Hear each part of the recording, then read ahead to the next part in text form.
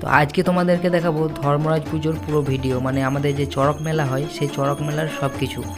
তো আমরা বেরিয়ে পড়লাম এবং দেখো কত ভিড়, প্রচণ্ড ভিড়। আশিস আমি এদিকে বেরিয়ে পড়লাম, আর গরম, প্রচণ্ড পরিমাণে গরমও ছিল, তাই আমরা একটু লস্যি খেয়ে নিলাম। আর এইদিকে দেখো ইতিমধ্যে আমার বন্ধু অজয় হাজির, মানে ছোটোবেলাকার বন্ধু অজয় চলে এসেছে। তো তারপর দেখো এখানে লোকজন প্রচুর, ভিড় প্রচুর, মানে একটা জায়গা থেকে অন্য জায়গা ভাড়াল নিয়ে যাচ্ছে, মানে মেন মন্দিরকে ভাড়াল নিয়ে যাচ্ছে। মন্দিরে এখনও পুজো চলছে আর আমরা এইদিকে দাঁড়িয়ে আছি, পাঠা বলি হবে এবার। তারপর সন্ধ্যেবেলায় ঢাকিরা খুব ঢাক বাজাচ্ছে, আর যারা বার করে যারা নাচছিল, মানে রাতের বেলায় বেরিয়ে পড়লাম জীব বান ফোড়া, মানে বানামো দেখতে। এই যে দেখো জীবকে ধরে কেমন ফুঁড়ে দিচ্ছে, এটা ফুঁড়ে গোটা রাস্তা নেচে বেড়াবে। তো ও যেমন ফুঁড়লো, ও শুধু একাই না, এরকম প্রায় 300-400 জন আছে, সবাই ফুঁড়বে এবং ফোড়ার পর গোটা গ্রাম ঘুরে বেড়াবে। আর যারা পারবে না বেশি দূর নিয়ে যেতে, তারা ধর্মরাজ মন্দিরের সামনে গিয়ে, মানে এই মন্দিরটার সামনে গিয়ে তারা খুলে দেয়। তারপর বাকিরা যারা পারে, যারা বড়রা আছে, তারা গোটা গ্রাম ঘুরে। তো তারপর দেখো এখানে কিছু জন বেরিয়ে গেছে, এটাকে মানে দেখো কেমন ওরা নাচছে, এটাকে নিয়ে পুরো আগুন টাগুন নিয়ে দেখো কেমন নাচছে। তো মানে একটা মানে কি বলবো, মানে ভয়ানক বা খতরনাক জিনিস এইগুলো। তো সবই বাবার কৃপায় হয় এগুলো। তারপর তোমরা ক্লিয়ারলি দেখো কেমন জিপটাকে ধরে ফুঁড়ে দিচ্ছে, এই দেখো। তো তারপর এটা নিয়ে আবার গোটা গ্রাম ঘুরে বেড়াবে।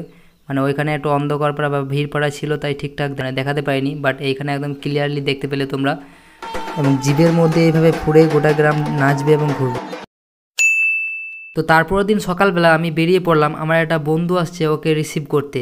তো ট্রেন থেকে নেমে পড়েছে এবং এই দেখো ছাবড়িটা এখানে দাঁড়িয়ে আছে। তো তারপর ওকে বাইকে চাপিয়ে নিয়ে সোজা চলে গেলাম আমরা একদম কসমো বাজার, এবং এখানে একটু শপিং টপিং করে তারপর দুপুরে খাওয়া দাওয়া করে আমরা আবার বেরিয়ে পড়লাম ধর্মরাজ মন্দিরের উদ্দেশ্যে।